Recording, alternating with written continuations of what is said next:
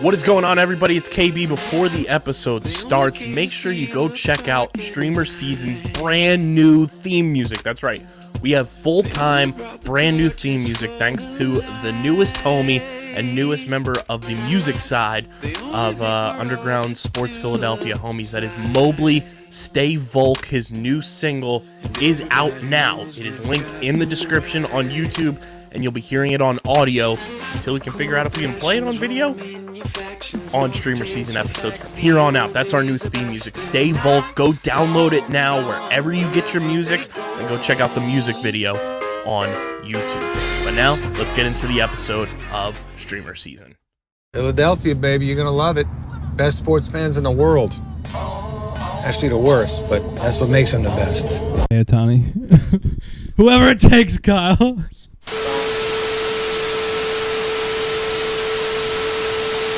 What is going on, fellow streamers? Welcome in to another episode of StreamerSZN, the exclusive streaming platform TV and movie podcast on the Underground Sports Philadelphia Podcast Network. It's KB and Dylan coming at you from Dylan's Underground Studio once again. Another, what is this, a crossover episode? We had a draft. We had our fantasy draft tonight, so we're linking up again in the Dylan cave.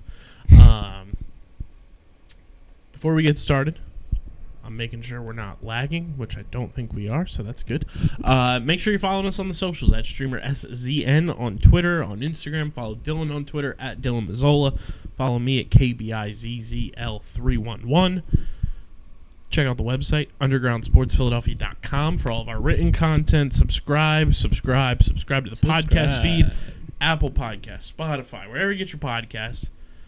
And Dylan, what should the people be leaving in the Apple Podcast reviews? People should be leaving what they are hopefully always leaving if they are avid listeners and watchers in both YouTube and in podcast form, wherever you get your podcasts. As Kyle always says, you should be leaving reviews. And in those reviews, you should be saying obviously nice things about how awesome Kyle and I are, but also leaving us recommendations on what to watch next. People, there are so many streaming services, although it seems like these days they're getting buddy and merging.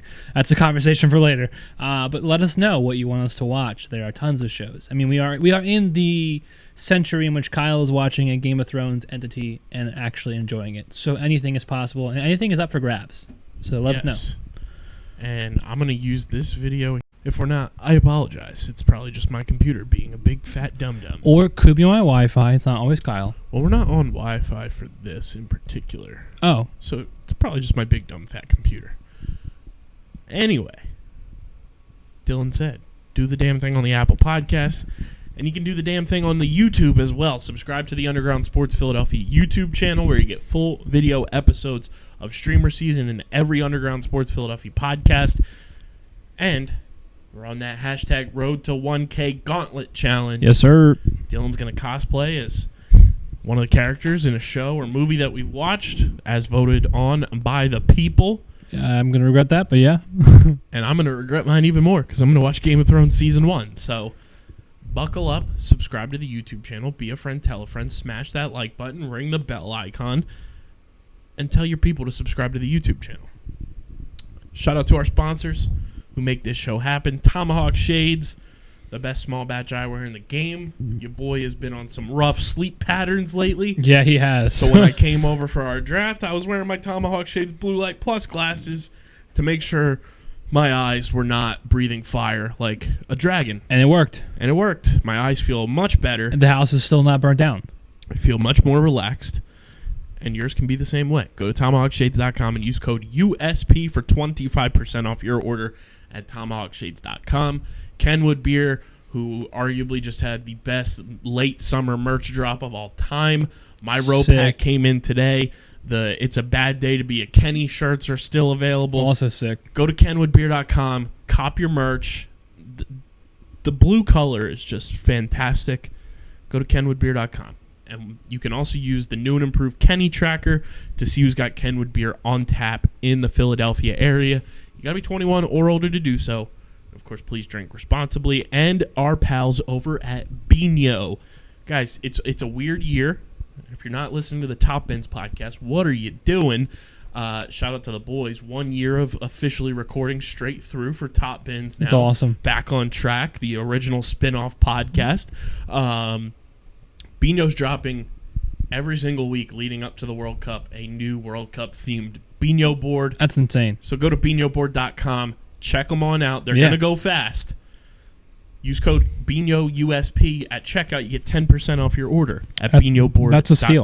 It's That's a a steal. deal. There's going to be so many kick-ass boards available. It's going to be, once the World Cup gets closer and you're hosting World Cup watch parties at your crib, you're going to want a Bino board on the table. Yeah, it's So go get yours. It's a conversation starter. It's the next big tabletop game for your man cave, your she shed, your tailgates, your parties, all that good stuff. Binoboard.com, code BINOUSP for 10% off your order.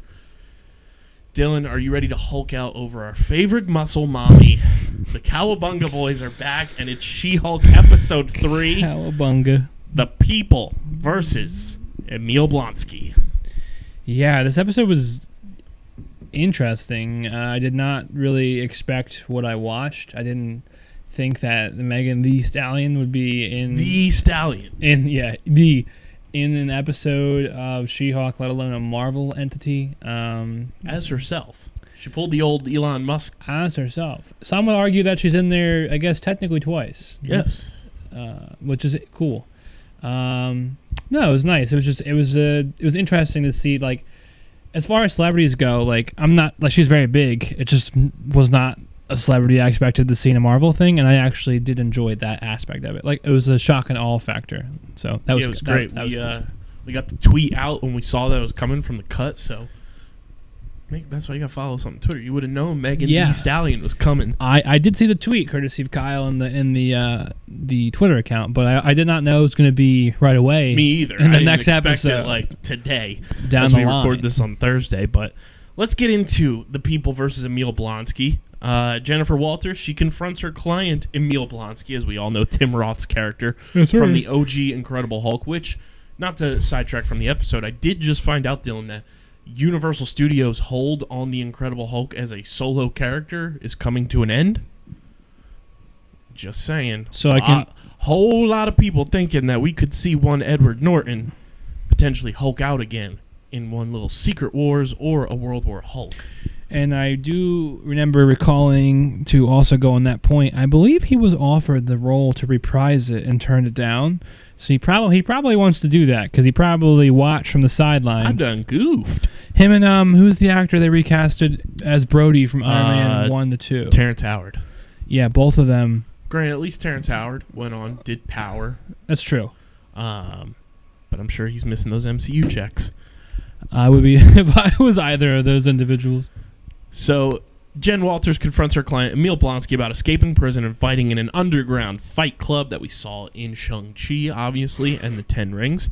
Blonsky explains that he was removed from his cell by the Sorcerer Supreme Wong, just Wong, former Target employee Wong. I don't know if you saw that on his LinkedIn profile. Yeah. Everybody. He used to work at Target before becoming a librarian, and then the Sorcerer Supreme. And that he returned to prison willingly afterwards.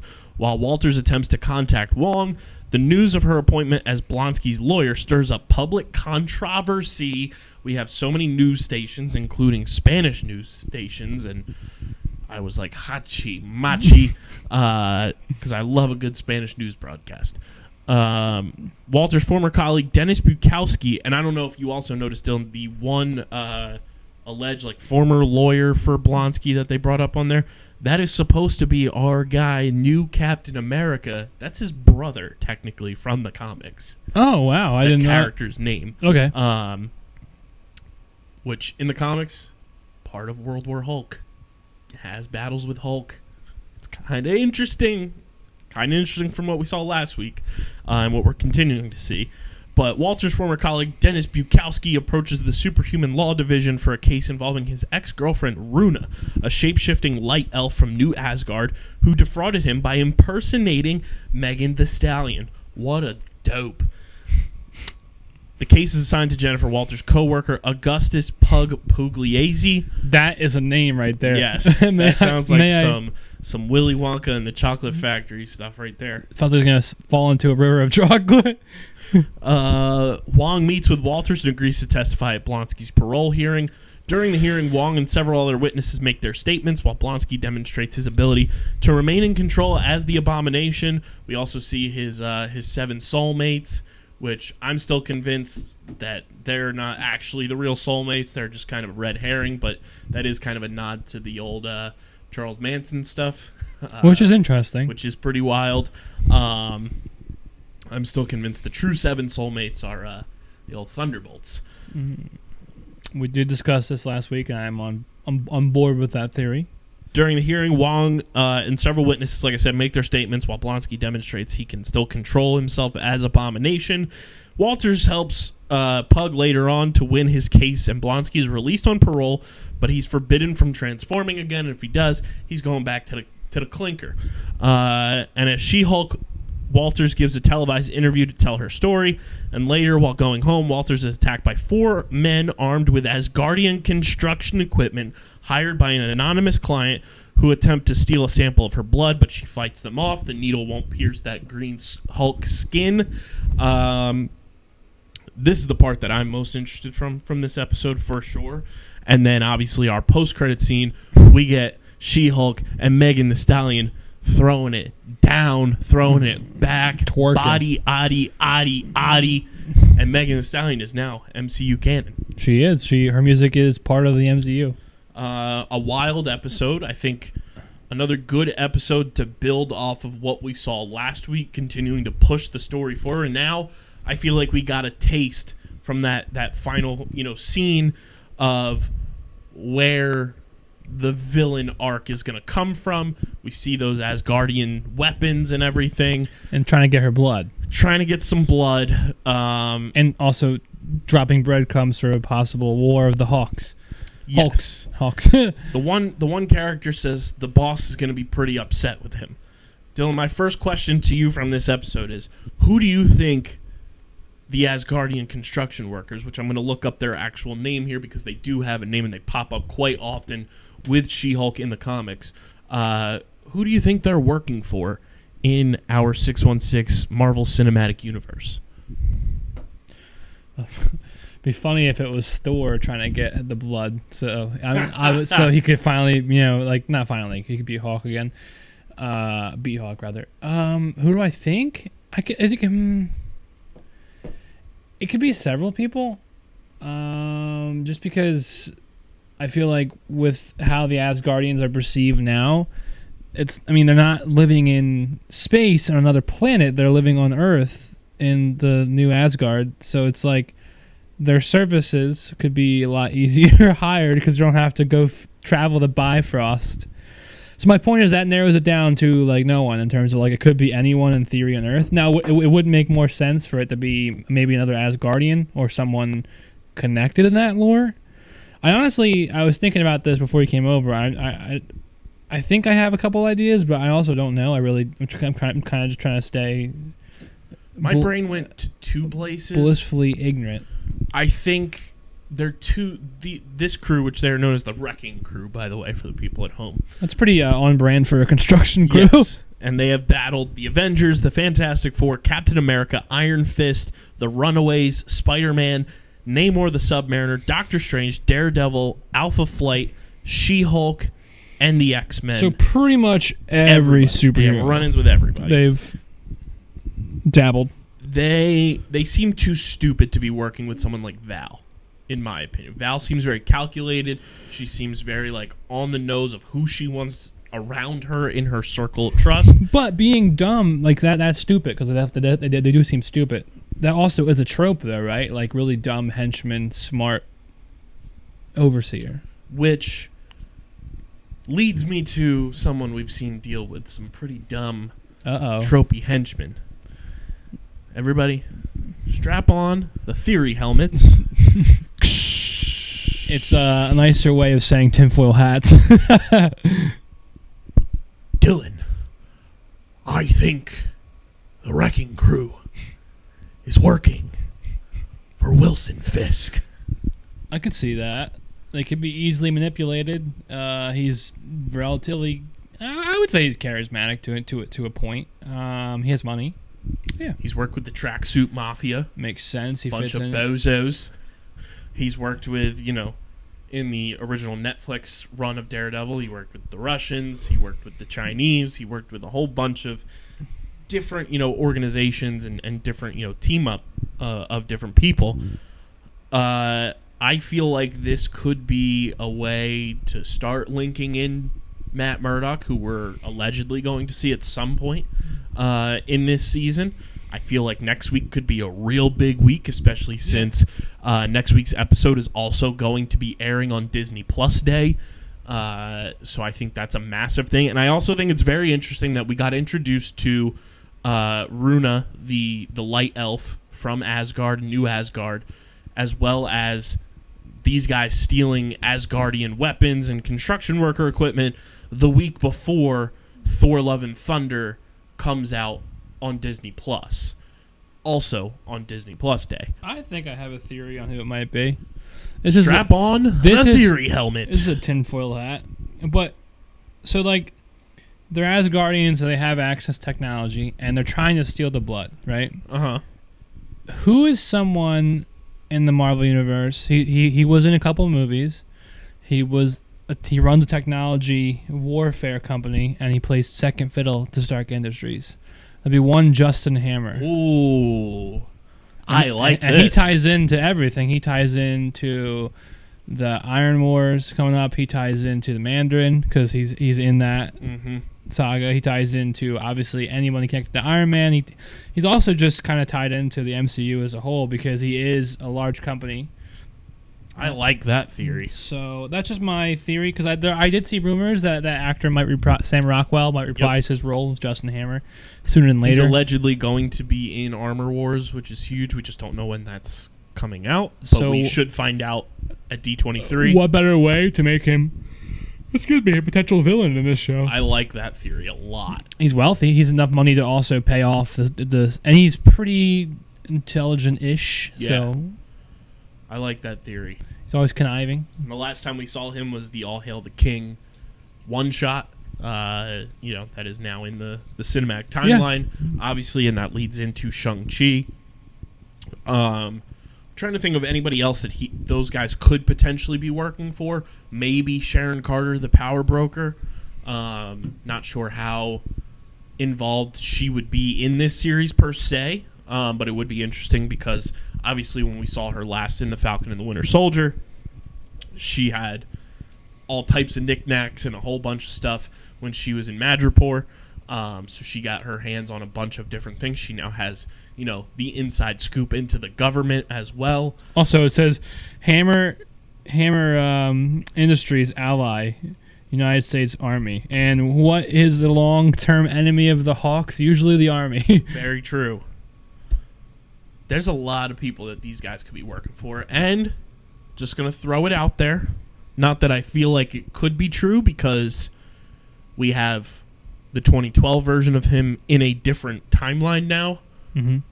I mean, you can't count out the God of Mischief, Loki himself. That's true. It's possible. He's lingering around.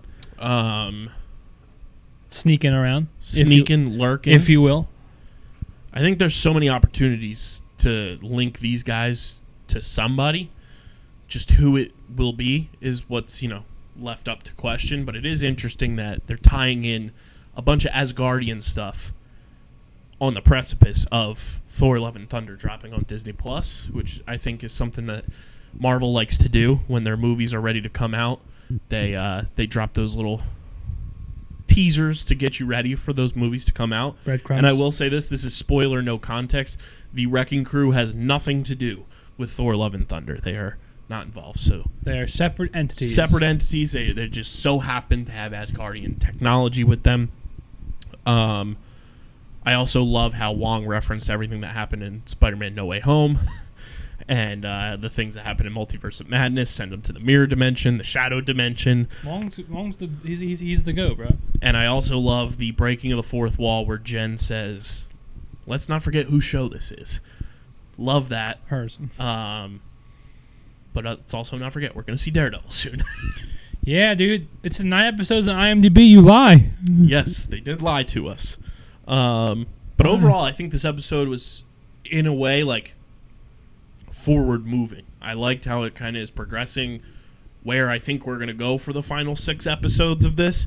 And I think episodes 1, 2, and half of 3 were setting the landscape of the character of She-Hulk, and that's why I like that this show is 9 episodes rather than the traditional 6, because if this was, I feel like you and I would be totally on the same page. If this was a 6-episode series and this is what we've gotten so far, we'd be like, where the fuck is this show going in the next 3 episodes? Yeah. Knowing that we have 6 more episodes, I think is huge. It's a slower burn. And I like that every episode has a post-credit scene. I think that's fantastic. I want Marvel shows to continue to adopt that, whether it's, part of the story or just fun stuff like we've had the last 2 weeks. Yeah. Either way, I think they're great. Whether it's a joke or serious. Right. Because the jokes will live on forever. We still use the gif of Steve Rogers in the Captain America suit sitting backwards on the chair from the Spider-Man video. And I'm sure a gif of Megan Thee Stallion and She-Hulk will be circulating. So then my next question here is, now that Jen has kind of gotten attacked for the first time, uses her powers to fend off, an enemy. An actual enemy, too, not just a common, robber on the street, like someone... And not something that goes on in court. No, not someone mad about a court trial. For all intents and purposes, she got jumped. Yeah, but by people that were intentive on jumping her. Like, they were assigned to jumping her. Paid. And those people going after her blood. This is the first time we've seen anybody really since the Incredible Hulk. Since the OG 2 Hulk movies with Banana Norton. Like, nobody's really been coming for the Hulk's blood. Because they kind of did what they did with other characters, and they soft reset the Hulk in terms of they didn't go over his backstory. Like, you meet him and he's already... Right. Who do you think, or what do you think they could be coming after Hulk blood for? Well, if it's my theory, it would be to replicate the success of what Jen went through. Like, find more people that are able to Hulk out, essentially. Or maybe if it's Hammer, he also likes drones, so maybe find a way to mechanize it. But either way, he's trying to probably hash on the blood and use it to, obviously for his own gains, or anyone for that matter. And they're probably trying to recreate it because, you have to think, right? There's super soldier serum. Yes. And then there's Hulk blood. We love Cap America. We like John Walker on this show, Adrian Walker. But dude, the Hulk can literally just go. Right. She-Hulk can still go. So my point is, imagine you were able to take that blood and you can put it in 100 successful candidates. And we did see how powerful Jen was as well once she hulked out and these guys were attacking her. She kind of just, flicked them off like they were flies. Exactly. So that goes to show you the strength of any Hulk. Exactly. And imagine getting 50 of them that could follow orders, whether they're mercenaries or soldiers or in between. That's intense. That's your own superhero, or even 10. You know what I mean? It's your own little hit squad of Hawks, or whatever you want to do with them. And that's why I think this next person I'm going to bring up to you could re-enter the MCU canon. I want you to go all the way back to 2008, Dylan, and remember that Incredible Hulk movie with Ed Norton. A lot of people are speculating that he could make a cameo and make his epic return to the MCU. We've used other characters from that movie. Obviously, rest in peace, Thaddeus Thunderbolt Ross, the actor. And we've had Abomination now come through to the canon MCU. Yeah. Not that the Incredible Hulk isn't canon. It is something that I think will make its return to the canon timeline once Universal's hold over it is over. But I want you to remember the leader, or the character that was portrayed as the leader at the very close to the end of that movie, where we have Homeboy kind of laying on his side, the Hulk blood drops onto his brain, and then we see his brain kind of pulsating and everything. Oh, I forget the actor's name. Yeah. I'm going to pull that up here, actually. But yeah, I didn't talk about. A lot of people believe his character could be making a return to the MCU because where has he been this whole time? And Sleeping? he's also part of the comic book run of like Marvel's Intelligentsia or Intelligentsia, whatever you want to call it. And he could be trying to get that blood to use to create like Hulk super soldiers almost. We saw the super soldier serum come through in the Falcon and the Winter Soldier. It worked. Worked well. Tim Blake Nelson is the actor who plays the leader effectively. Samuel Stearns is the character's name. But I think that could also be in play with the Wrecking Crew. Like, he went and hired guys that are more physically adapt to go out into the streets and do his dirty work while he stays in the lab. I think there's a real possibility. Oh, yeah, that's the guy he's like pen paling with the entire movie. I think he's a real professor in the movie. I think he could make a return to the MCU as the leader. Yeah, he's not knocking him. He's a medium tier. He's like a good actor, but he's the kind of the actor that isn't big enough where like he might want to latch on to the MCU and have maybe returning like villain character. Mm-hmm. So I could definitely see it, and that makes sense because he's a character that's super smart. Yeah, and we haven't seen him in 15 years. So yeah, what's he doing? Where's he been? He also tries to get Natasha to take all of the Hulk blood and everything, and she says no. So I think there's a door for him to come through and come back in some sort of capacity. But I like that theory. I think he's on the table. I think your Justin Hammer theory is fantastic and is on the table.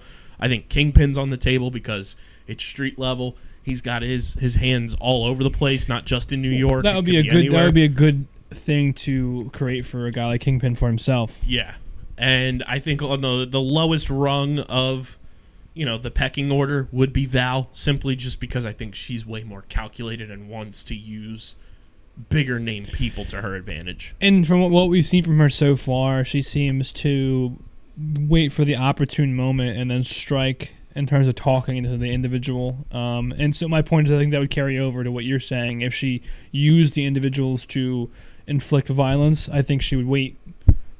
Yeah. Either way, so I don't think she would go that route.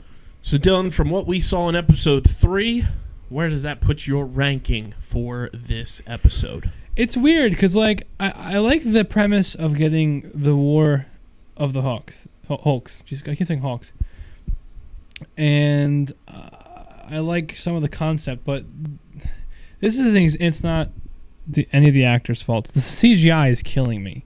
The scene where she walked into the office, it looked like I was playing Grand Theft Auto. Like it looked like a video game. It was bad. And I'm not like, and if you design that, I'm not knocking you, whoever you are, CGI'd. I'm knocking Disney, Marvel Corporation for not putting enough money into like allocating for CGI or not giving it enough time. It's becoming sadly a trend right now. I know everyone on the internet overreacts to some things, but I will say it does. For me, this is my opinion. Remember, we're all allowed to have these. It takes it away from me because I look at the MCU as obviously superheroes aren't real, right? It'd be cool if Superman could bust through here and be like, "What's up, bro?" And I'm like, "Yo, we chug a beer together." That'd be cool, and not cool because the ceiling has to hold it, but it'd be cool.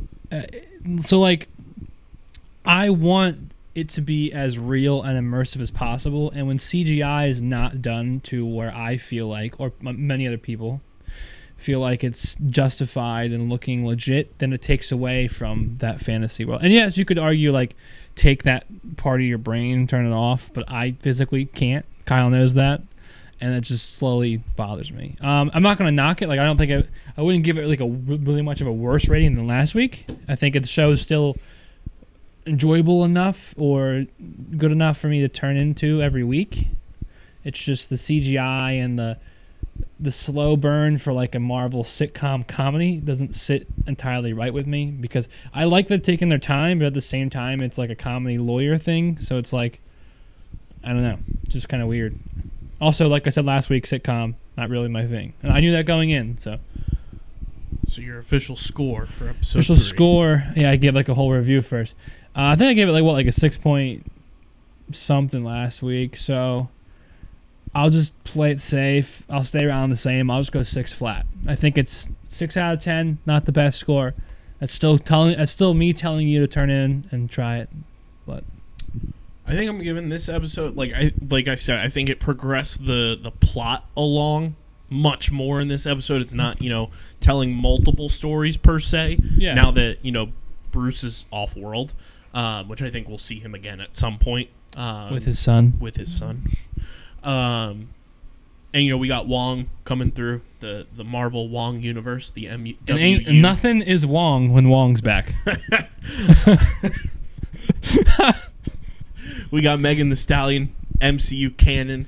I thought the post-credit scene was not hilarious. Not in a million years that I thought Right. a twerking post-credit scene. Never thought that would happen. The post-credit scene thing just continuing to happen, like we've said. I do like that as well. I like that for every episode. It's different from all the other shows where like you wait around and then nothing pops up and it's like, oh wow, what a tease. Yeah. I like that there's something every episode to kind of look forward to at the end. Agreed. And I think they're doing, I don't know how you feel about it. I think they're doing a good job putting a lot of content in a 30-minute time window. I'll give it that. I think it doesn't feel like short in terms of like it doesn't feel like it's just like as opposed to some of the other shows we watch where there were Yeah. short episodes and it was like, wow, that was like abrupt. Yeah, no, it feels like they're doing sitcom justice and Yeah. putting a episode's worth in the episode, not streaming you along for streaming for like a small little ride. Like Yeah. they do a nice little circle. We also, I don't want to miss out on it. We got Renee Goldsberry from Hamilton in this episode, her first cameo, That's true. which was I fantastic. didn't even think to mention that. Phenomenal actress, phenomenal singer. And I think this show is it's going to start to progress along starting next week. Like if it's been tough for you to tune in like it's been for Dylan a little bit, depending on your style of show that you enjoy, I'm booking it. I'm gonna say I would take this to the bank. Episode 4 tends to be the episode. Prop bet. Shout out pickup. I was gonna say. Episode 4 for every MCU show tends to be the one where the season takes that shift to the next step. He's not wrong. He's preaching. I mean, the episode 4 do be wild. Episode 4s be wild as hell. I think next week could potentially be where we either see Leapfrog, a.k.a. Frogman. He's going by Leapfrog, which is his villain name in the comics. I know. I forgot he was even a villain until you brought him up. I was like, oh, yeah, you're right. And then that is going to lead to Daredevil showing up. When we see Matt, I don't know. But I think next week is going to be like one of those like jaw on the ground. People are talking on social media even more than they are these past 3 episodes. And I also wouldn't be surprised if we see Hulk off-world next week and see what he's doing. See like a space cameo. In Sakaar or something like that. Maybe see Jeff Goldblum show up. I think next week's going to be absolutely batshit bonkers. And it's simply because it's Disney Plus Day. They always try to put something crazy out there to get people talking as much as possible on the internet during Disney Plus Day. I'm okay with this. So I think next week is going to be a wild, game-changing episode. I'm going to give this episode a solid 8.1. It was enjoyable. Like I said, it moved the plot along. We saw Megan Thee Stallion. I thought the courtroom scenes were very funny, and like they did a good job with those. And I like the extended look at Tim Roth and Wong in this show as well. Nothing Wong. Nothing Wong with Wong. So I'm going to give it an 8.1. Dylan gives it a 6, so that's 14.1. Don't judge me. I feel you judging me with your eyes. And for the people at home, some quick math there. That's a 7.1 out of 10 for episode 3. That's not bad. Of She-Hulk. So shout out to Jennifer Walters, shout out to Megan Thee Stallion, and shout out to It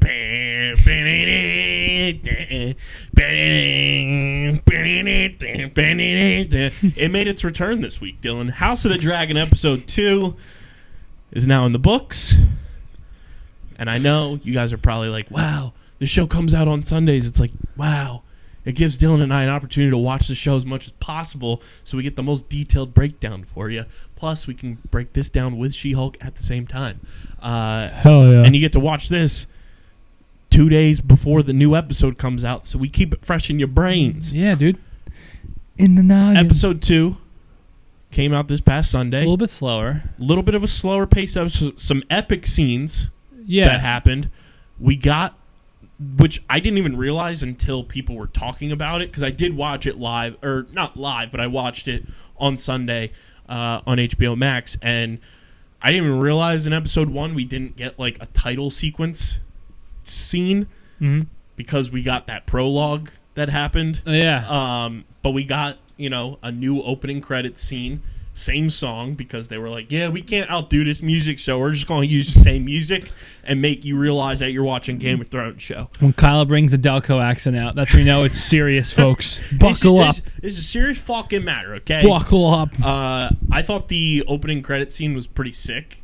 The detail of it. Eric Voss from New Rockstars does a really intricate, fun, detailed breakdown of everything that goes on in that opening credit scene, so go check that out for sure. Shout out to Eric Voss. But the blood flowing, I like that, signifying kind of like a family tree almost, was very cool. Yeah, the OG Game of Thrones has like the game board. The game board, it's like clockwork type stuff, like gears and cogs and stuff. Whereas this is blood, which is fitting because it's about a house that rules with force and has dragons. So like Dylan said, this episode a little bit slower, a little bit less action-packed than last week, but I thought it was a good switch up. And then when you kind of are sitting back and you realize when they say it in the episode that, if you didn't realize, episode 2 is a 6-month time jump from episode 1. Which apparently mid-season is when the 10-year time jump is going to happen. Yes, several of the actors, primarily the younger ones in terms of like Rhaenyra's. The core 4 like young actors. They are all going to get replaced because it takes, like Kyle said, a pretty significant jump. Which pretty much means we're going to fast forward to Homegirl being Prego, or not Prego, having kids. Because, they'll all be older. Yeah. What a time. What a time is right. Also, that dad, the king, a good actor. Actually, I'm very much enjoying his acting. But he needs to learn how to, time stuff well. He's, just having a heart-to-heart with his daughter. The next day, he's just like, I'm going to marry your best friend. I told y'all last week, that king, he's a baby back bitch. He lost so much power from last week's episode, and it was proven in this week's episode, where he names an heir, obviously his daughter, and his daughter's role in the whole kingdom doesn't really change. She's still out there serving wine in the meeting room. And this episode, I think the key points were, I'm still hashtag Team Damon. Matt Smith is a fucking lunatic villain, and I love every second of his acting. Same. Him stealing the dragon egg. The fake blonde wig just does it. Beautiful. Him stealing the dragon egg, claiming that he's getting married to what they call his whore. And yo, I kept saying it. I'm like, bro, she's right there. Right? I was like, you're married to whore. And I'm like, yo, bro, chill. Chill, bro. Like, I know you guys are beefing, but you want to be a little nicer to the lady? Right? She's right there. And claiming that she's bearing child, goes and takes over, the side land, if you will. It's a cool castle, man. The show is sick. Also, that scene, like you're saying, the tension, you definitely felt that. I think anyone listening, watching, as viewers, we all felt tension. I was like, I thought they were going to get burnt by the dragon at first. Yeah. His dragon. His dragon is fucking sick. His dragon's a big boy. That boy's neck is or girl, I don't know. It's a guy, right? I think it's a guy dragon? I think so. Okay. Big boy. That boy's neck is so long. Dude, that dragon's scary. That dragon is hella If I was scary. one of those swordsmen on that bridge, I would have done shit myself. I'll tell you what. I do have to show Dylan this video. This is from David Leavitt, or Levitt. He's a multimedia journalist with bylines in CBS, Axis, Yahoo, Examiner, etc. He tweeted this video last week. Everyone's favorite dancing kid over the House of the Dragon intro credits. His dragon was sick. That entrance was awesome. Yeah. And I thought it was like, dunzo, you're done. And then... An even cooler entrance. Bingo bongo, homegirl. Generic Daenerys, as everyone says. Rhaenyra. Generic Daenerys, when she flew that dragon She's a down... badass, dude. You're going to have to be a visual one for this. I'm not going to say it. But she flew down, she was just like... She asserted dominance. Put that thing on a motherfucking table, bro. Yeah. She put her thing on the table like that nutsack from episode 1. The nervous part. I'm never get over that scene. That might be... So, I have been... This is a fun little thing. First time for the viewers and listeners. I have been thinking of what we've talked about for years now on this show since we started doing this format of Streamer Season in our awards show. Yeah. I feel like that's going to be an award-nominated scene from us. The nervous fart. House of the Dragon. It's what happens, dude. It's so much to unpack. They're being, like, people are being essentially pillaged. Yes. The man's family jewels get detached, and he fucking farts. Here are the nominees for Best Comedic Scene There's a fart. in a streaming television fart. platform. It's the nervous fart. The nervous fart. House of the Dragon. It just plays the scene. And the winner is the nervous fart. The nervous fart. House of the Dragon. And there's a... And edited in there is... That's how he accepts it. I'll make the theme song with the farts. Somebody, please. I thought that scene... Was it Dragonfell is the name of that place? Dragonstone? Dragonstone. Yeah. That scene, that just like tension like you brought up and just like the stare down between it was awesome. Rhaenyra and Daemon was fucking awesome.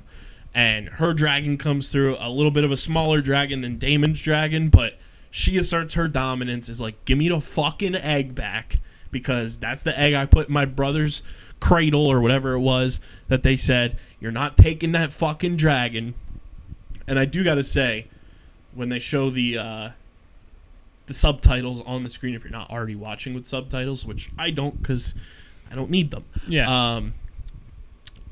The names of the dragons and the spelling. I feel like once this season ends, we're gonna do like our list of like all name team dragons. Dragons. She gets the egg back, and that's really the first time we see Daemon like have like a chink in the armor. Yeah, so his character design is really interesting because he comes off and is very much an asshole and is very cocky, but he still has the honor boundness of the like the ancestral blood, like the fact, like to talk, like the blood, like he could have easily started some serious shit there, and he balked, like he bowed essentially to her, like he gave the egg back. Yeah. And even before, like with his brother, he could have killed his brother right there and then when he was in King's Landing. Granted, it might not have worked, but he could have tried to take the throne. His brother, the king, is weak, and he knows that. He talks about that in confidence to the other guy. His brother had his fucking disgusting ass pinky and a whole bowl of maggots. I love that end scene where we're talking about how, what's the guy's name with dreads? I keep forgetting. Colress, I think it is. It was just cool how he was basically going on a speech. He was like, I was nothing. I've made my way. I've made my earnings. I've taken things. And he's like, Daemon, you have to do the same. Basically, he's just wordsmithing Daemon to go kill some pirates. Corlys Valerian is our guy. He's wordsmithing Daemon to go kill the crab boy. Yo, Mr. Krabs looks a little fucking crazy. That guy looks scary. We'll get to Mr. Krabs in a little bit. Mr. Krabs. What did you make of the scene when Mr. Rhaenyra Krabs and Alicent are like praying in front of all the candles and everything? It's a little bit of a heart-to-heart moment, but also kind of a like awkward moment because Alicent knows what she's doing. It's awkward because she knows what she's doing and Rhaenyra does not. And she's perceivably her best friend, and they've grown up together, and they are the same age. There is a little bit of a connection there, too. You and I both brought that up when we were watching episode 1 last week. And Yeah. the actress who plays Allison, they said that if you felt like there's some sort of, extra added connection between the two, it's meant to be and feel that way. And they said they felt that way as a queer actor. They felt that way when they read the script and everything. So that makes it even more interesting because of, her father marrying her best friend. Yes. Also, low-key potential love interest. Right. So not only is it on paper her dad marrying a woman who's younger. I get that. For the context of the show and the time, it is what it is. Weird, but it is what it is.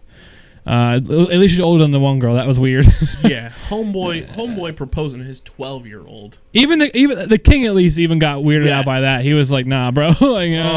If he would have been like, "All right, let's do this," I would send that man to the gulag, bro.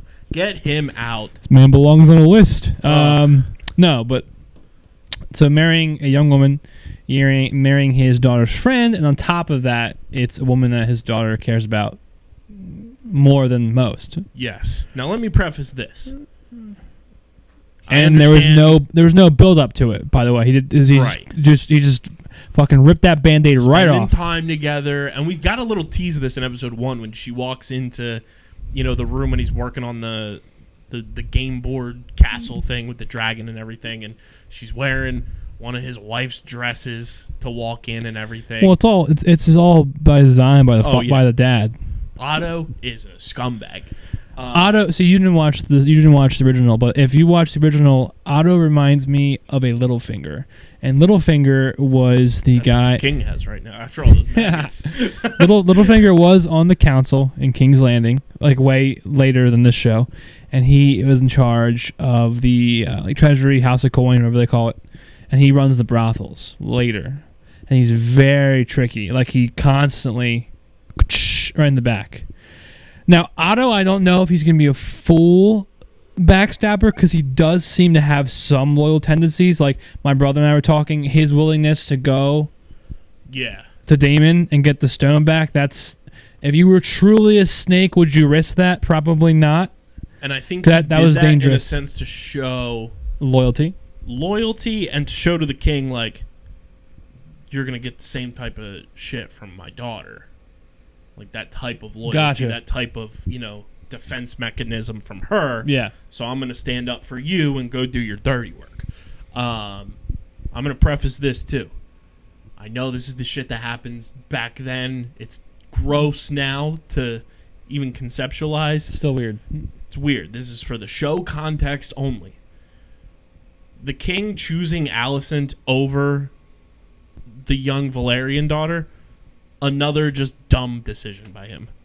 Dumb decision. He's going with his heart instead of his head, because if he would have gone with the Valerian daughter, it's still in his family because the queen that never was is part of that family Targaryens bloodline. Are known to mingle with their own blood, so it's not out of the weird normal for them. And the king would have acquired all the ships, all of that power from their side of the kingdom and everything. So he done goofed once again. Now, that being said, it would have been absolutely disgusting, and I probably would have turned the show off at that point because, ew.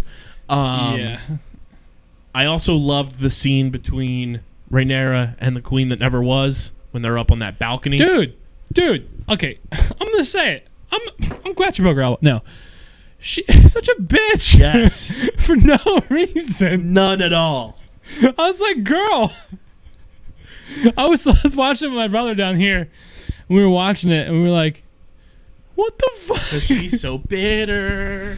Yeah. Bitter night. I get it. There is the one aspect of her conversation where she is trying to rip down the last remaining, shroud and sense that Rhaenyra has of, positivity. And, look, this is a man's world, which it very much was. This is a man's world. Good song. Very much is and was in that time period. Right. In real life, and in the show. So it's like, I get it. But the delivery was very cold-hearted, and it's just I give her credit for not breaking that much with her aunt. But my lord, dude, she was just ripping at it. My lord. It was kind of like 20% like information, like actually like there was some care there maybe, but then the 80% was just being petty, bitch. Yes. 20% concentrated power of will. And I don't like using the B word that much anymore. I know it's kind of controversial, but and we can all agree that she was a bitch. Yeah, homegirl was very much a bitch. I love that scene though, like that dynamic. I think the actress playing young Rhaenyra is a fucking rock star. I want to see her in more shit too, outside of the Game of Thrones. She's gonna have world. a good acting career ahead of her. She's 22, like she's just getting into the prime of her career. I want to see her in more projects. Yeah, maybe we'll see her in an MCU project eventually. Sick. Overall, I thought this episode was a good pacing episode. Like I said, the 6-month jump. It was a good dialogue episode too, in terms of like you had that conversation, you had the conversation at the end of the king talking to I'm blanking on his name. You just said it, the guy with the dreads. Valerian is the last name.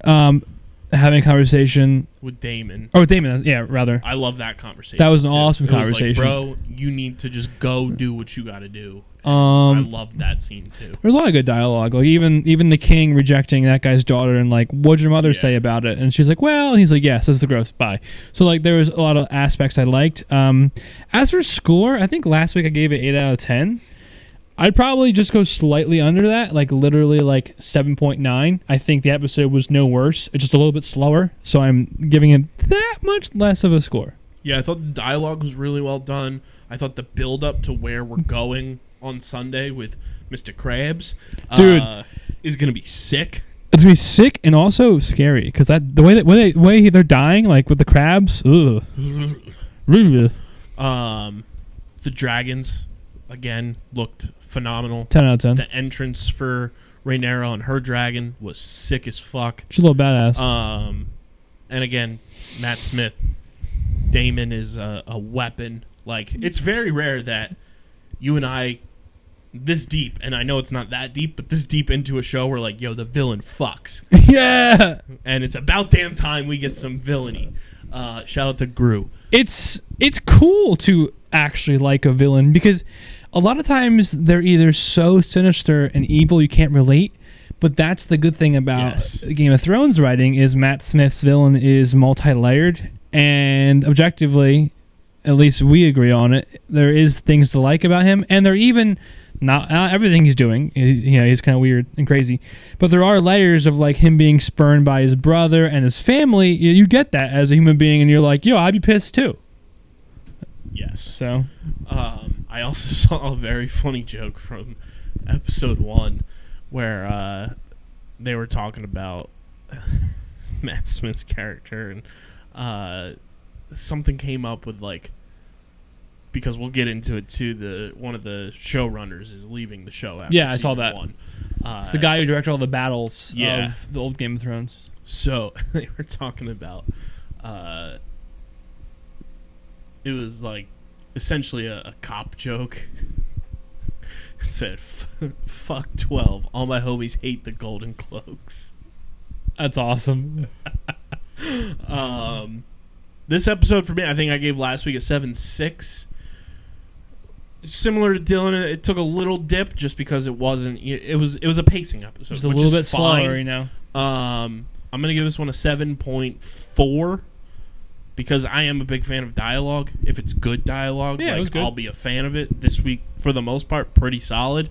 I just missed the lack of action in a sense. Don't worry, we'll get more nervous. We'll get more nervous fart guy eventually.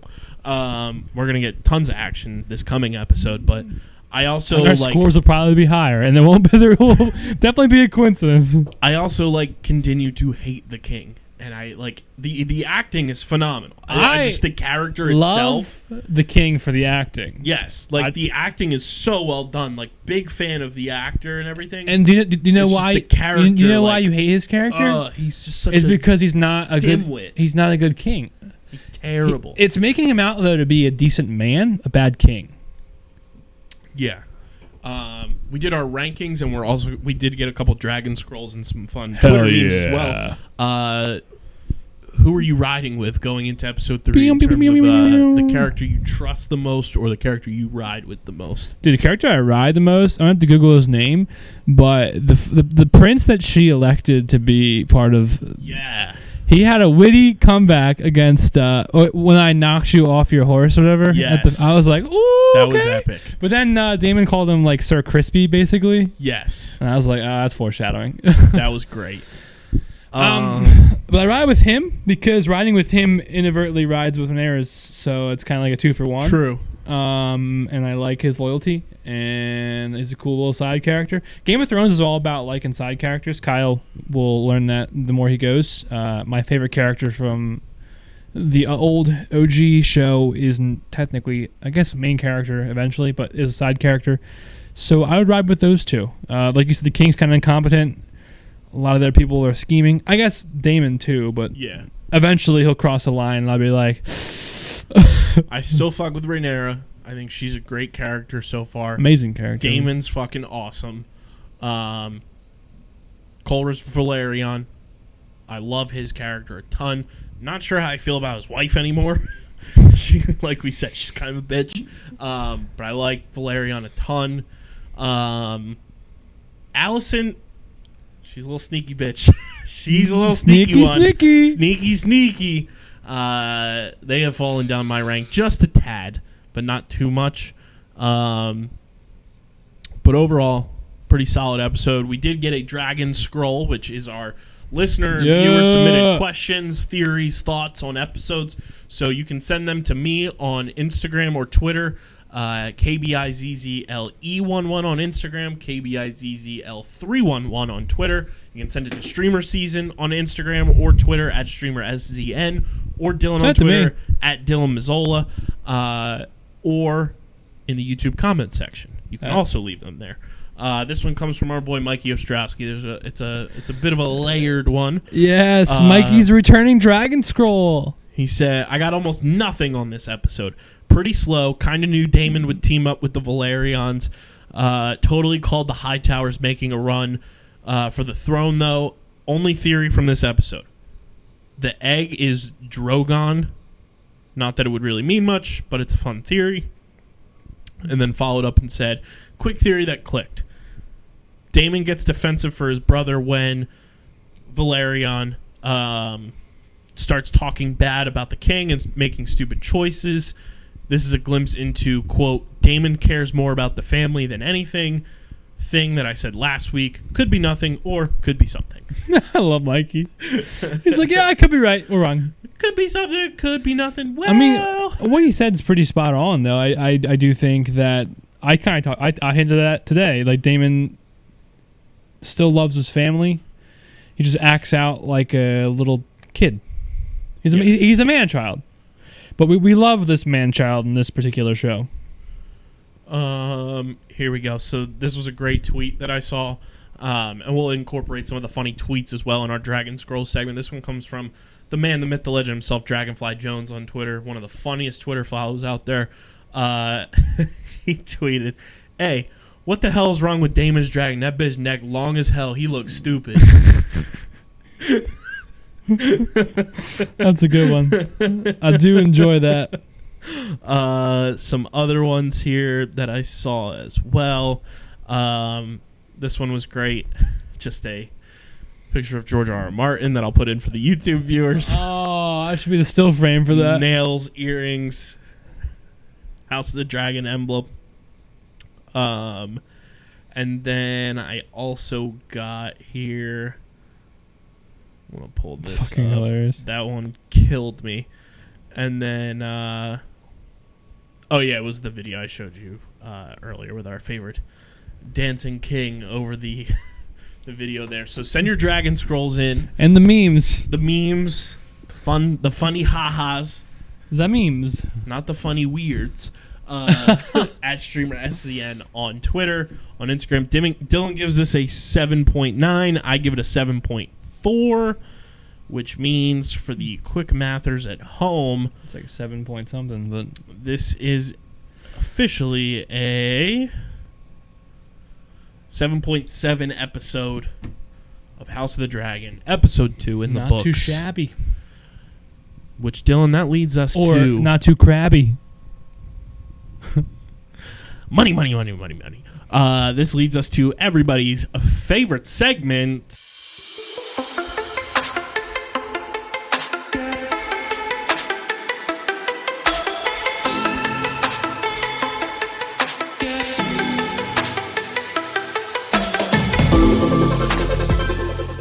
It is the streaming platform Multiverse News and Notes, brought to you by our homies over at Pickup. You guys can go to playpickup.com, start playing the hottest headlines in sports, rack up points on your fan profiles, cash them in for prizes on the Pickup marketplace. That's playpickup.com.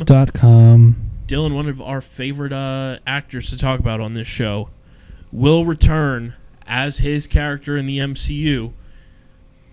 That is one Ben Kingsley making the return as Trevor Slattery in the Wonder Man series. Some call me a teacher, others a terrorist. That comes via Variety. Wonder Man will have Ben Kingsley as Trevor Slattery.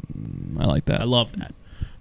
Marvel projects, which will start filming in 2023 in chronological order.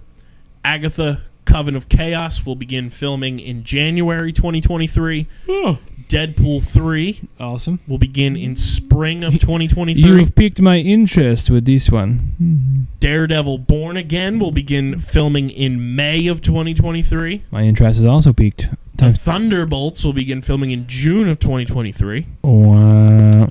The Fantastic Four will begin filming in summer of 2023. Did you see who's rumored to play Reed Richards, by the way? I did not. It was the actor. I don't know his name. I didn't watch the show. You people at home, you might be like, "What is it?" Blah, blah, blah. But anyway, the guy on Netflix, the main actor. I actually looked at the pictures, and as much as I want Krasinski, I would not be mad because he actually does kind of look like a Reed Richards. Not bad. Of course, the comments were also wouldn't hate if he was Johnny Storm. Yeah, no, he's Johnny Blaze.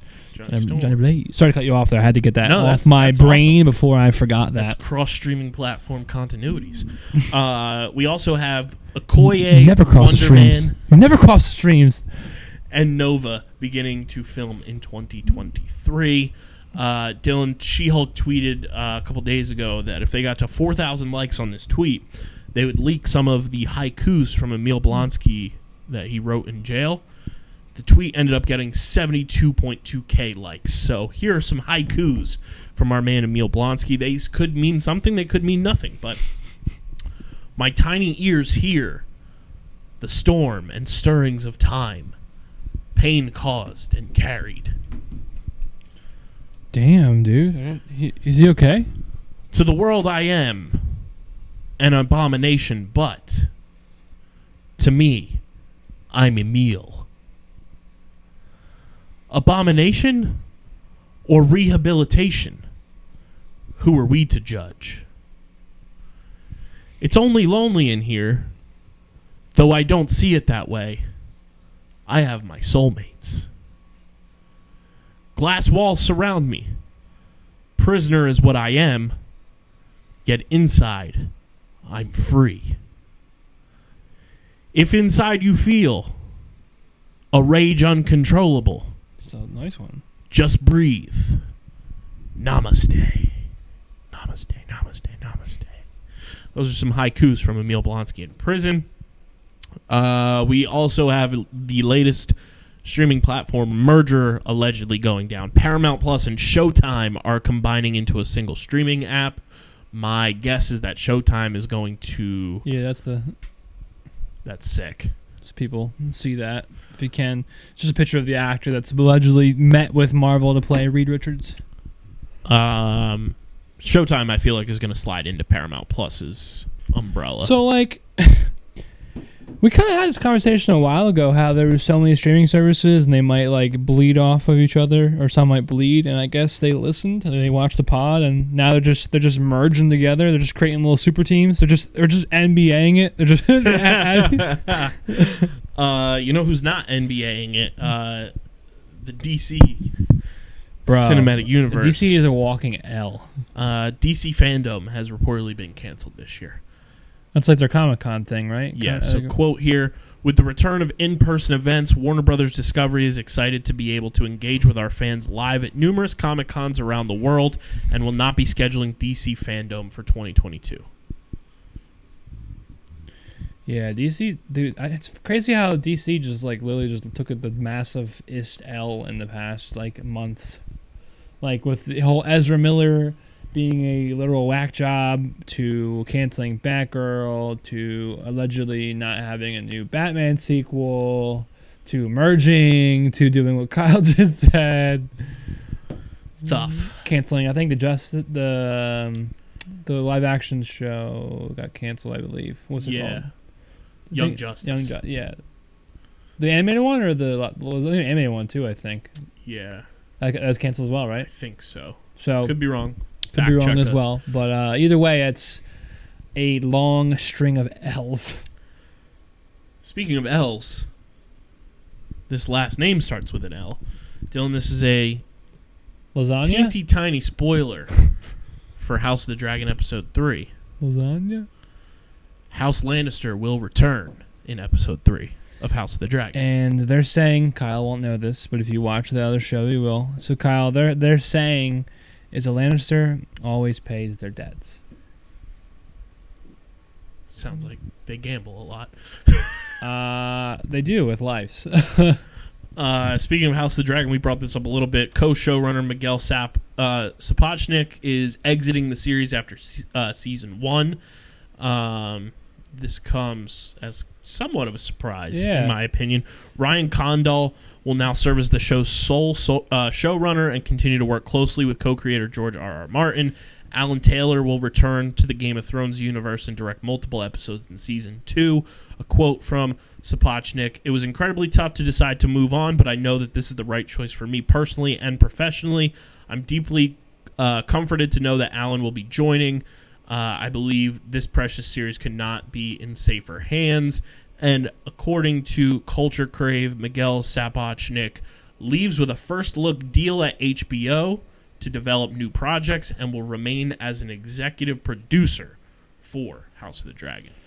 Yeah, allegedly I saw in the comments, I was reading about that he may have left to hop on the Jon Snow show. That was the theory, which makes sense. Either way, it is kind of random and it is interesting for someone 2 episodes in, especially when it already got renewed for a season 2. So like obviously HBO is seeing how well it's doing, and they were like, "Yep, more money, more problems." You'll enjoy this, Dylan. It's a show that's on my watch list, but I know you've watched it. Harley Quinn has been renewed for season 4 at HBO Max. See that, dude? It's a good show. I just watched a new episode yesterday. I saw that they released the new Marvel Zombie show coming out. It's going to play like Invincible, like the animated show. Okay. Which makes sense. And they just said most of the characters will not survive, which also makes sense. So, I don't know how you're going to feel about this, Dylan. I'll throw something at you. Your other show making a return tomorrow. Oh my God! Did you see the opening? I have not seen anything from it. It looks like a fucking soap opera. The Rings of Power, Dylan, the Lord of the Rings series on Amazon Prime Video, is currently at 85% on Rotten Tomatoes based on 82 reviews. Not terrible. I'm talking about, if you didn't see this, it went kind of viral. It was like a little bit of a meme. It like the opening, whatever, like sequence, screen song, it's like introducing them with like a black background. It's almost like soap opera-y, and it looks so cheesy. And the top comment was like, they have $1 billion budget and it looks like a Lifetime soap opera or something like that. That's amazing. So yeah, I'm a little worried. That's an understatement. Speaking of more Warner Brothers drama, oh God, Warner Brothers insiders are reportedly saying that Zack Snyder's Justice League never should have happened, since it further divided that fan base against the studio. There may be more ongoing tweaking with Aquaman 2 to match up with the timeline now that it releases after The Flash. Oh, fuck off. House of the Dragon Episode 2 drew in 10.2 million viewers, a 2% increase from the premiere. That's sick. Here's an interesting one, too. More HBO drama. Legendary Entertainment, which is in charge of the Dune movies and Godzilla vs. King Kong. Yeah, they're switching, right? They are planning to move on from Warner Brothers to make movies with either Sony or Paramount. That's good for Paramount. Talks with Warner Brothers remain open, but a move elsewhere seems like the likeliest option at this point. It's nuts. I feel like it's going to be Paramount because I believe there's a King Kong series in development already at Paramount. So I feel like that would tie nicely together to have them both be under the same umbrella. I feel like that's the move for that moving forward. That'd be a good get for them, man. Let's see here. I like that. Echo has wrapped filming. Series releases next summer 2023. We'll have keep forgetting Echo, we're getting that sooner than later. which will involve our boy Charlie Cox and Vincent D'Onofrio as well as Echo. So that's going to be a very fun series.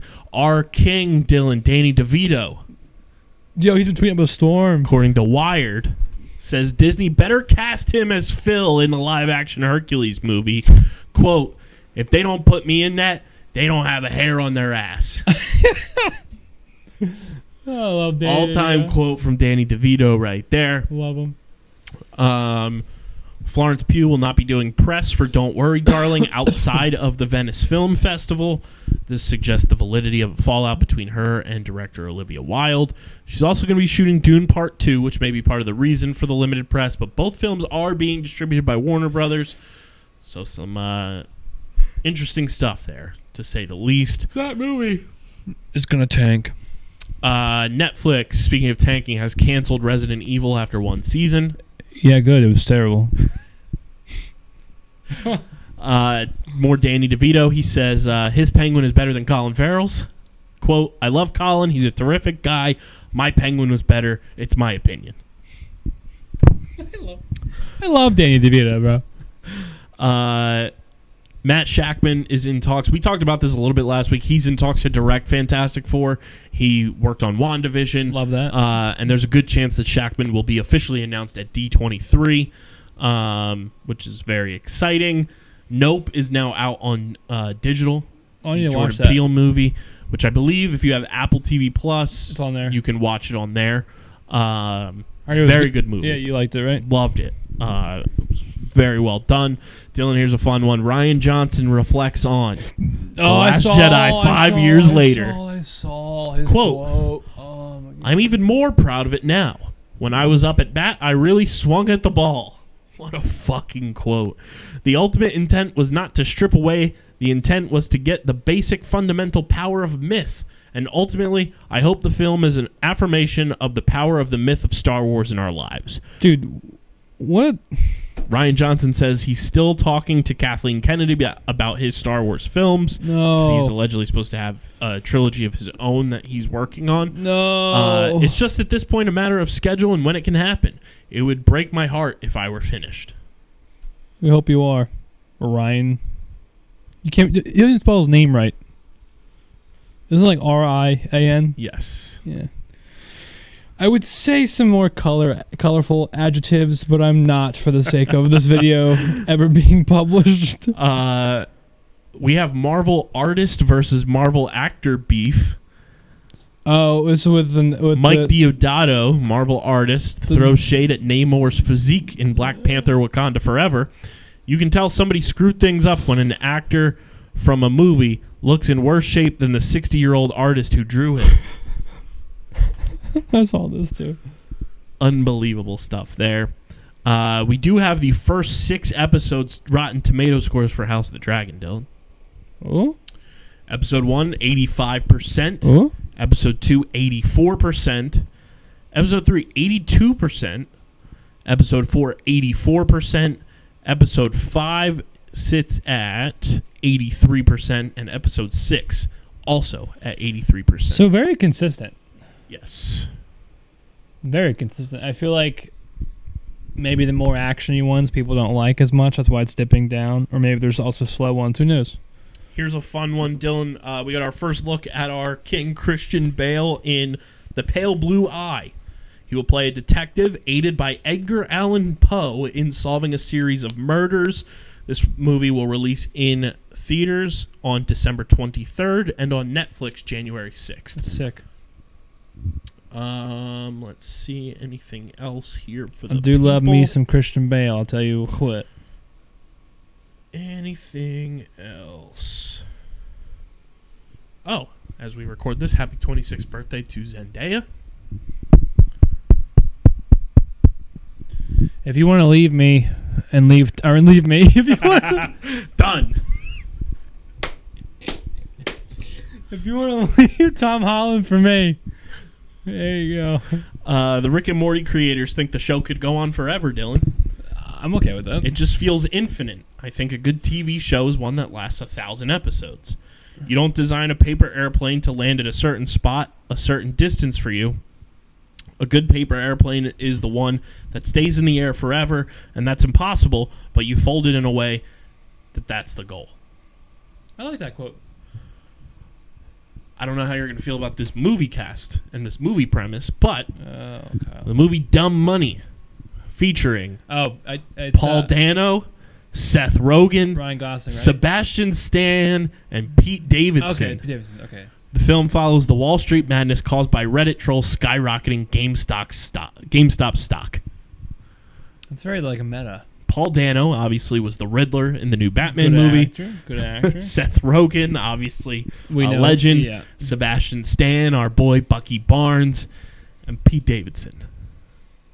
What a cast! I'll have to watch that. Honestly, it's just random. What a cast! Dylan, we also have Disney Plus Day happening next Thursday, Yes, so we'll be sir. able to talk about everything that happens on Disney Plus Day. It Mhm. lines up perfectly for us. What are some of your predictions for what we get on Disney Plus Day? Obviously, it's a huge day in terms of more announcements than we got at Comic-Con this year and everything. Yeah, probably an official Mandalorian trailer, I would assume. Yes, since they did show it to, if you were at Comic-Con in San Diego, Yeah. you saw the trailer. Hopefully they put it online now. That would be great. That's because what I think. our boy, Babu Frick, is in the trailer. Babu Frick. I think they release some new entities in terms of Star Wars or Marvel. Like they might release a new project or two. They seem to do that, or they tease them, or they release them and say like, oh yeah, blank and blank superhero coming 2025 or 4. Just get people excited. I think they might release maybe like progress updates of upcoming Marvel films. Maybe definitely a trailer or two across the board. I think that's a smart way. If they add the Mando trailer, and then maybe add a trailer for like an upcoming Marvel film that needs one. Maybe give us updates on Blade. It's kind of been quiet. I want to know what's going on with that. We did get a release date at Comic-Con, which was nice. I think we're going to get... I like the Mandalorian digital trailer happening. I think we're going to get an update on the Bad Batch Season 2. That's true, too. I Star think Wars updates. we're going to get an update on Ahsoka. I think that series is like the next in line after Mando Season 3 to, debut. And then Marvel-wise, I think we're going to get a release date and full-blown announcement of the Halloween special that has been kind of missing. You've been talking about it for a while now. Which it's on the table. Like it's confirmed to be happening. We just don't have a name. And it's close. It's close. It's already September right now. Right. So I think we're going to get that. And I think they've been waiting since it's just a one-off. It's not really Yeah, it's like its own a entity. series per se. But there's a cast for it. They've casted people for this special. So I think we're going to get an announcement for that. I think we're going to get an announcement for the Guardians of the Galaxy holiday special, That'd be kinda cool. which is supposed to come out, December. Because it feels weird that we wouldn't get anything from Black Panther: Wakanda Forever, which comes out November 11th in theaters, and then we're going to wait all the way to spring 2023 for our next Marvel project, being Secret Invasion. I feel like you need to fill in some holes there, which I think we'll get. I think we'll get an update on Armor Wars. For sure, at least a date announcement for that. Oh, I like that. I think we might, maybe if we're lucky, get a Secret Invasion trailer. Secret Invasion, man. Thank you, Kyle. I think we'll get something with that. We might get another look at Black Panther. But I don't know because it's Disney Plus Day and that's a theaters thing, so I doubt we will actually. True. True. But we are getting Thor: Love and Thunder on Disney Plus, so we'll have a And I haven't seen it yet, so I can finally watch We'll it. get a full-blown review of that bad boy for you guys. Finally. And I'm really curious on the other entities that Disney carries of what we're gonna get. Yeah, it's not just Marvel and Star Wars, so they have other things, Disney Plus Day next week, so we'll be tweeting up a storm about it, and then we'll obviously be breaking it down on the show next week. Hopefully. So I gotta follow us at StreamerSZN on Yes, Twitter, sir. on Instagram. Follow Dylan on Twitter at Dylan Mazzola. YouTube. Follow me at KBIZZL311. Check out the website, undergroundsportsphiladelphia.com. Leave them reviews and recommendations on what Kyle and I are to watch next for you. on the Apple Podcast reviews, 5-star reviews, Spotify 5-star ratings, YouTube comment section. Leave the recommendations. Leave your Dragon Scrolls in the YouTube comment section. Mikey. Leave your She-Hulk thoughts, theories, predictions for episode 4, because we all know episode 4 gets a little batshit crazy in the It's MCU. true. So leave that there on the YouTube. Smash the like button. Ring that bell icon so you don't miss a single episode of Streamer Season or any of your favorite Underground Sports Philadelphia podcasts in full video form. Subscribe. We're on that road to 1K Gauntlet Challenge, baby. You want to see me watch Game of Thrones? You got to subscribe to the YouTube Hell yeah. channel. We're currently at 226 subscribers. Getting there. Progress. Chugging along, but still a ways away from me going on that journey of Season 1 of Game of Thrones and Dylan cosplaying as a character of your choice. Yeah. Yeah, we'll leave it at that. Yeah. And we will have announcements for the other portions of the Gauntlet Challenge from our other shows in the coming days and weeks and everything. We've had some guests on the Outside the Box podcast. They're conjuring up stuff for us. Hey. So some fun looks there. And the YouTube is just going to continue to pop. And this show does well on YouTube, so we appreciate the fuck out of you for tuning in on the tubes. Big thank you to our sponsors, Tomahawk Shades, Pickup, Kenwood Beer, Beano Board. All their info is linked in the show notes on audio and in the description on YouTube. But this has been another episode of Streamer Season, the exclusive streaming platform TV and movie podcast on the Underground Sports Philadelphia Podcast Network. For Dylan, I'm KB. We're going to go Hulk out on a dragon, and we'll see you guys next week.